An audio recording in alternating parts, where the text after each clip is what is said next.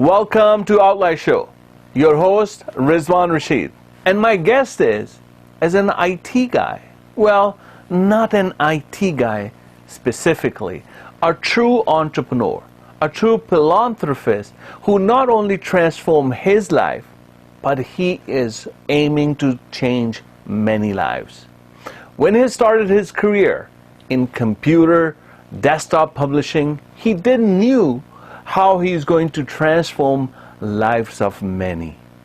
Tonight, on the sets of Outlier Show, we are going to meet Khurram Zuberi, CEO of Jumpstart Pakistan, a movement that is going to capitalize the world and the people of Pakistan with the young entrepreneurs taking on the opportunities what Jumpstart Pakistan will put forth. Please help me welcome Khurram Zuberi.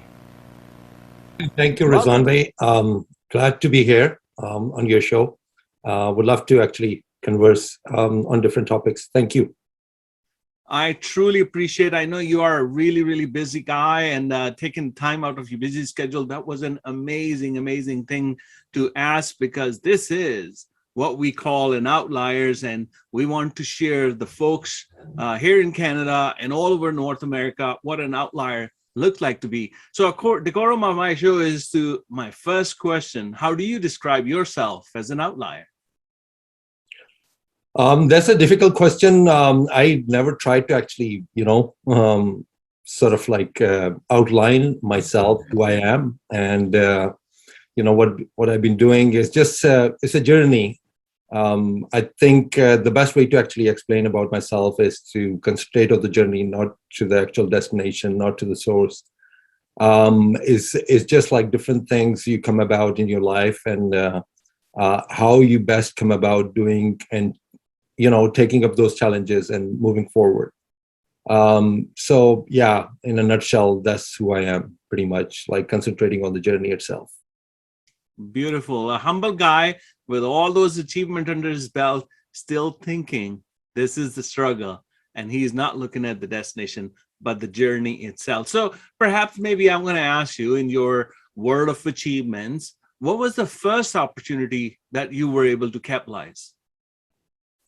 I think, since from the beginning, since the age of 18, pretty much, even before that, I was sort of like a guy like who would go out and do something which not other people would say or think that it is kind of like normal. Back when I was in my teens, when I was sort of like growing up, I had my bedroom. And, in those times, not every teenager would have like their own separate bedroom.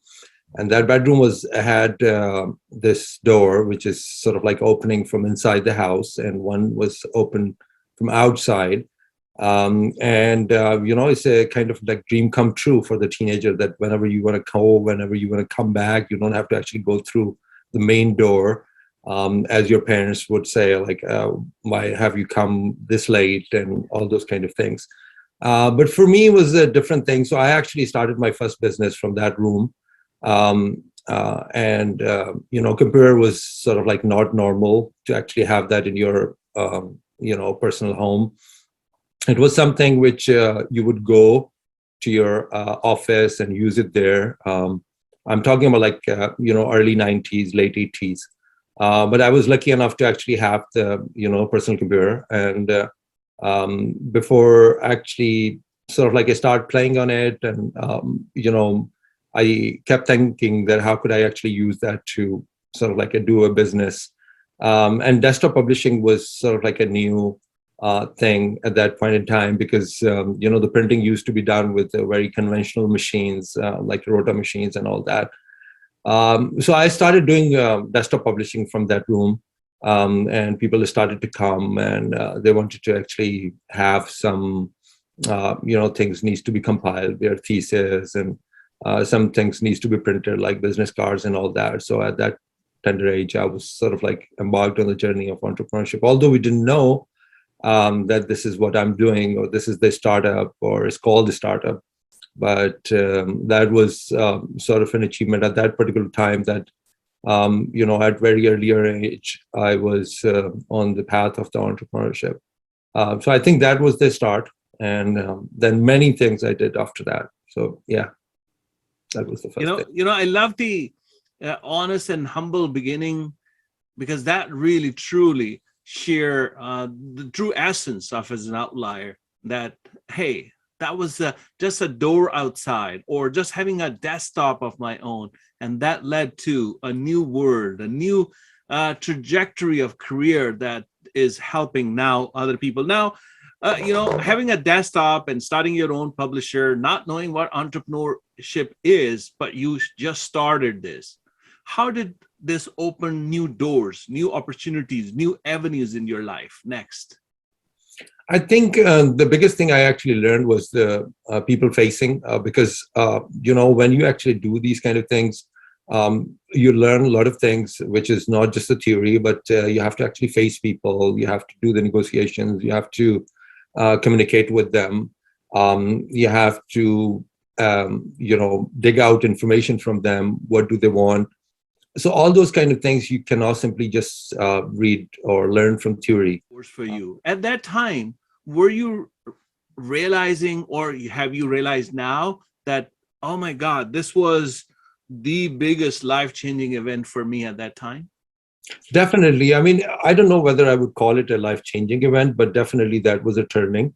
You have several turnings in your life. When you look back, like try to actually connect the dots, you would pinpoint about 4 or 5 turnings in your life, that those were the moments when you actually got onto a path. And if those turnings wouldn't have happened, you probably would be going in a different direction. So definitely that was a turning. And then my second entrepreneur, or your startup, you can call it, I opened an internet cafe, probably would have been the first or second or maybe third internet cafe in the world. I was wanted to actually get this place from billionaire. He had all the money in the world, and this guy wouldn't really, offer it to anybody. But when we said that's going to be like second or third internet cafe in the world, I'm talking about mid-90s. So you're talking about like not many. There's no Google. There's no emails apart from Yahoo email. And the internet speed is roughly about 56.6K in the house. And that what you have to actually dial up and all that. So I think the biggest thing is that you'll be able to actually convince somebody who is not really after your money, is want to see something which is very innovative and new in the world. And that's how they want to write their own journey, that, okay, this was the time when they actually gave them that space, or lease their space out to somebody who wanted to do something innovative. Yeah. Wow. When I'm listening to you, I'm just going back into the time when you're trying to negotiate with the billionaire who do not want to sell, but then you showed him, hey, you become the part of the history when starting it over. And that really, truly signified the importance of having a selling skill. Now, folks, Khurram, now who are listening to us, they probably would be asking one thing, and one thing only. What was the first step? What first action you took in this entrepreneurial world? I think at that time was a more sort of like a focus on, once we actually put everything together, how are we going to be proceeding further? Because, in hindsight, when you actually look at it, you look at certain things that you would have actually done better. As I was telling you, the first internet connection we had in that facility was 128K. So 128K lease line. So lease line needs to be connected to that facility, and we had to connect with the computers. There was no LED or LCD screens. There were CRTs. So you have to have like about 3 or 4 feet depth where you're putting the computers. And then networking was, only available through Windows NT. So you, in order to even connect the servers or like computers together, which would be sharing the internet connection by itself, was an experience, because I did the whole networking myself. Although, we could have actually outsourced it, and the people, other companies could have actually done that, but they were charging, I think at that time was about 15 to 20,000 pounds just to do the networking. So saving up that money and doing it yourself, whatever you could not understand, you read up on books and ask people. And then with the hit and trial, you actually come about doing it. So it is quite an experience. Wow. Folks, now you understand how a true business owner, true entrepreneur, take that one lead, make it a scalability, and move it forward with that. This is Khurram Zuberi, guest on the Outlier show. Wow. You just witnessed a humble beginning from a desktop publishing to having his own room with a door outside, and then setting up his first cafe, internet cafe, and then leading him to bigger and better avenues. This is Khurram Zuberi. You are watching Outlier Show. We're going to take a short break. We're going to come back. We're going to ask Khurram Zuberi the questions how he's transforming lives of many, creating more outliers. Keep watching Outlier Show.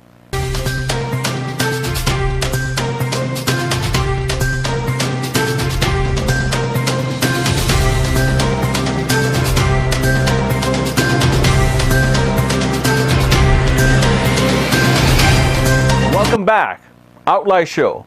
Your host Rizwan Rashid and my guest Khurram Zuberi, CEO of Jumpstart Pakistan, how he shared his life trajectory, how he shared his professional career, where he capitalized on the opportunity, moved himself into the entrepreneur world, and now we're going to ask some questions about how he's becoming the flame barrier in transforming lives of many, changing the whole nation in order to become the better entrepreneurs. Khurram Zuberi, welcome back. We wanted to know now, you capitalize on the opportunity, you become the entrepreneurs you wish for. Now, how do you are making difference for giving opportunities to others? Thank you, Rizwan, first of all, to have me here in this show, and I'm loving it. Basically, I strongly believe that you can achieve anything in this world as long as you can imagine it. So imagination is the key. Like, that's where the boundaries get set. And we sort of restrict ourselves because of our imagination, that we could not imagine from certain point, and thereby we set the boundaries for our physical world. For me, I could imagine anything. So for me, it was like actually changing the world, but starting from a particular region of the world. So I focus more so on Pakistan, and I thought, there's one thing I learned in my life, that the entrepreneurship has got the answer to pretty much everything. And with that in mind, I launched this initiative back in 2014 called Jumpstart Pakistan. Primarily, it has a focus on Pakistan, but we're going to be actually working in many other countries as well, working on the same model. So the essence is that Pakistan has got tons of problems. It's a developing nation, and those problems needs to be fixed. And the best way to fix those problems is through the entrepreneurship. So we started working on giving the opportunity to the youth. There is a youth bulge. There are about 60% of population is below 30 years of age. And that's the best time when they can embark on that journey. So on and off, we held this event called Shepherd's Pie, which is along the lines of Shark and Dragon's Den, where the angel investors sit, and then the startup actually come and pitch in front of the investors. So we held those events year by year, 14, 15, 16, and up till 18, we went into about 15 cities of Pakistan. And then more recently, we have a bigger event called Lift Pakistan, which we started in 2018.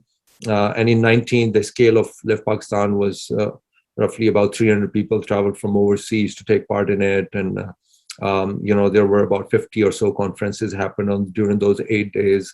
There are about 300 startup pitches happened. About 25,000 people actually attended the conference. So yeah, that got traction over the time, and I'm just loving it. Wow. Folks, if you are listening to this, this is what a true countryman comes in. So he's not looking after himself. He's not trying to make his pockets heavy, but he is taking this opportunity to change a nation. And, a lot of folks go back into the home country, start a business, and wanting to change that trajectory for betterment, no pun intended. But here's a guy who wanted to make others resourceful to do better in their lives so it becomes a better country, regardless of all the problems they have. Now, Jumpstart Pakistan gave birth to the Lift Pakistan. And I was going to ask you this, how do you are giving opportunities for the young folks out there, but you kind of forgave them a little bit already, that Lift Pakistan became where 300 or so opportunities came on for the investors or the for the entrepreneurs to pitch in and provide that. And how did that lead them success to, whether they were the participant or the investors in the Lift Pakistan? So I have a strong belief that, obviously theory has a part in it, but, when you actually put somebody forward in front of the investors and get them to actually pitch, I think that by itself is a very experiential learning. So that was my belief that, it doesn't matter what it is, wherever you are on the stage of your startup, just pitch as much as you can, just pitch in front of the people, get your pitch refined. Initially it's going to be about 15 minutes pitch. It's going to take you a long time before you tell your whole story, and then try to, optimize it over the time, get it to even 1 minute. So in 1 minute, you are able to actually, explain pretty much everything, what you're doing. And that's how you're going to get people, interested in your product or the service. So that's what the ultimate objective was, that to provide them the opportunity, because aren't that many opportunity where the startups could actually come and pitch in front of the investors. So that was one of the things that we did that. And it's continuously keeps on going. Now this year, we are also having it in December, from 15 December to 18 December. And that's what the aim is, to provide them more opportunity. And we do that virtually also, that the people actually come and, that they pitch in front of the investors. Wow. See, he's reading my mind, because he's way ahead of me, because I was going to ask him, what is the next latest quest? And that is the Lift Pakistan. So it is happening December 15 to 18. Am I correct, Khurram? Correct. From December 15 to December 18 is going to be happening in Islamabad, in Park China Convention Center. There are several things happening. It's not just about the actual startup pitching, but also our focus is on the SME, small and medium-sized enterprises. So we are working on scaling them to 10x. So we are identifying some of the SMEs which are already in the revenue of $100,000 plus. So we are aiming to actually sort of scale them to 10x by giving them market access, giving them access to funding and capacity building. So this way, you're going to be adding a lot more wealth into the country, which we ultimately want to do. That Pakistan actually excel more so through that process. So the SMEs is one thing, startups is another thing, and then also, one thing, when we're talking about the startups or the SMEs, one thing we do not realize that there are certain sectors who have got potential of more growth than as compared to any other sector. So for instance, just to give you an idea, like education and healthcare has got more potential around the world, especially in those, developing nations, because that's where you're going to be training or getting refined your next generation. So when we talk about the startups, we are talking about like a fintech or agri-tech or other things, but not paying enough attention on the healthcare and education, which is going to be ultimately investing in the next generation, which is going to be capable enough to make sure that that cycle goes on. So we have identified about 12 sectors in which we are sort of identifying those problems. So one of which is obviously healthcare. The second is education, then technology, finance/funding, creative industries, precision engineering, agriculture, tourism, manufacturing, textile, renewable energy, and property and construction. So those are the 12 sectors we have identified in which we are taking the applications from the startups that they can actually apply, and also the SMEs. Wow. Folks, if you are listening to us, this is a golden opportunity and the right person doing the job in order to connect. So if you are always thinking in order to invest in Pakistan or invest in a structure where you going to capitalize on the young generation and help them, and not only helping them, but also helping your business to blossom, to move forward, to go to the next places, Jumpstart Pakistan and Lift Pakistan is the place to talk to Khurram Zuberi, CEO of Jumpstart Pakistan, who is leading the entire nation and billions of dollars of business. Now, I'm really excited, Khurram, to be known of this fact and also known of what potential it has. So now all of the folks listening to us would be very interested in connecting with you. How can they do that? They can go onto the website. I mean, there's a jumpstartpakistan.com and Lift Pakistan. Lift is learning, abbreviation of learning, innovation, funding, and technology. So besides Lifting Pakistan is also abbreviation of learning, innovation, funding, and technology. So they can go onto liftpakistan.com. Also on the social media, we are very active on the Facebook. The event itself is being created on the Lift Pakistan Facebook page, so they can click on that going. And then also there are several forms, startup, SME, and exhibit. We're going to have like roughly about 300 or so startups going to be exhibiting at the conference. There are about 100 SMEs going to be exhibiting. So if they want to become one of the exhibitors, they can actually fill up the form. And if you're a corporate, then we can look into actually having a bigger stall. There you can also look at the opportunity to sponsor the event. If you are one of the speakers who want to speak at the event in one of those sectors, which you are sort of like, have the knowledge of, please do apply, as a speaker. So there's going to be roughly about 50 or so parallel sessions or conferences, whatever you want to call it. It's going to be happening. Last time we have roughly about 500 speakers. This time more so is going to be the same, because there's so much content, and the conference is over 3 days. And the fourth day, just before the 3 days start, we have the startup pitches happen on the first day. So there's going to be a lot happening. So there are several ways you can become part of that conference. You can, Google my name. I mean, I'm sure like many of the things would come up on the Twitter, Facebook, and LinkedIn. By all means, they can connect to me with Khurram Zuberi. And my, DMs are open pretty much everywhere on Twitter. Even if you're not connected, you can DM me. I'm very active on the Clubhouse. So yeah, by all means, do reach out to me, and then I'll be able to actually connect you with the right people.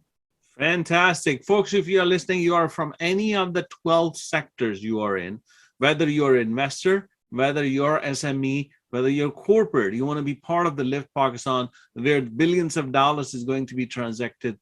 Jumpstart Pakistan, Lift Pakistan, or just Khurram Zuberi, connect with them, and then you'll be able to see what's in for you. There's a lot in for me, so I'm sure there's in for you. So I wanted to, wrapping up with this Outlier show, I want the message from Khurram Zuberi to the young Pakistani entrepreneurs who wanted to become the outliers.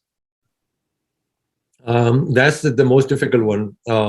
And I've been asked many a times this question, and I think, it entirely depends on the person. There's no one message is going to be applicable to the whole youth of like, about 140 million of them.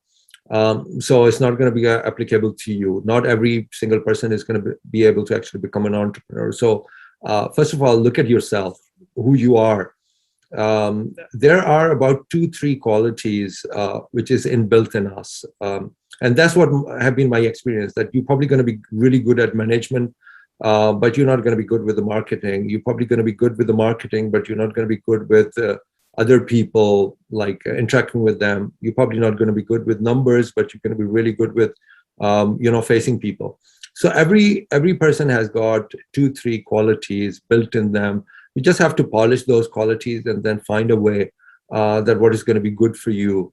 Entrepreneurship is definitely, I'm the preacher in a way that I preach to everybody, like become an entrepreneur. But at the same time, I realize that this is not something that everybody can actually, practice and then find this to be their, vehicle for their life. There are many people who actually, because of this, shouting happening in around them, that entrepreneurship is the path, and this has become a buzzword. And the moment you actually graduate, it's very cool to write founder and the CEO of XYZ on your business card, and then you're going to be showing that business card to your the guys, your classmates and everything, and they're going to be feeling jealous that they are working somewhere in corporate sector and you are actually having your own initiative and all that. But 2 years down the line, they're going to be the ones who's going to be laughing at you, because they're going to be working on some handsome salary and your startup is not going to be working. So this is not for everyone. So please understand that this is a very difficult journey, but this is full of fun journey. That I can guarantee you. This is no other journey would be able to actually give you that boost, high, put you on high, and give you this challenge, which would take you further. So entrepreneurship is not about the money. There are many easier and several ways to actually earn money, and more so as compared to the entrepreneurship. Entrepreneurship is something which is going to be ultimately give you wings, literally, as Red Bull does, is going to be actually giving you wings that you'll be able to actually fly. There are going to be very challenging times while you're on that journey. And with those challenging times, the moment you actually come through one, just think of it that there's going to be still a path available. So it's the most interesting, most challenging, most loving journey you could ever. There's no other parallel, no other path in your life could give you that kind of loving part, or the journey, or the challenging part in any other path. So if you are up for it, do consider to be on this path to become an entrepreneur. I'm into that, because if you are truly solely in it, this is not your hobby, and you wanted to live and breathe it, entrepreneurship is the way. This is Khurram Zuberi, CEO of Jumpstart Pakistan, and you must be mesmerized by guys, how he actually started his career, and now this is the true origination of an outlier who not only looking out for himself, living on the outskirts of human potential, but not for himself, but for all others around him, making a difference in their lives and lives of many. Khurram Zuberi, it was a pleasure to having you on the platform, sharing your life trajectory and your services to others. What an honor.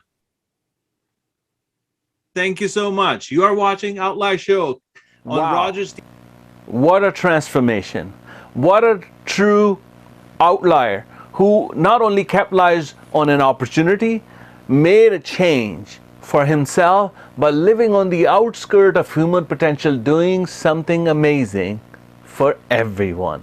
While he's living in the United States, he's bringing in folks from all around the world, using the same momentum, making a revolution for the betterment of the youth in Pakistan. That is a true outlier. Khurram Zuberi, I call you an outlier.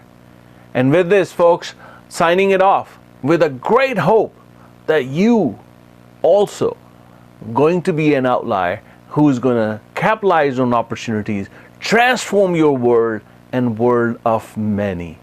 Be an outlier. Keep watching Outlier Show.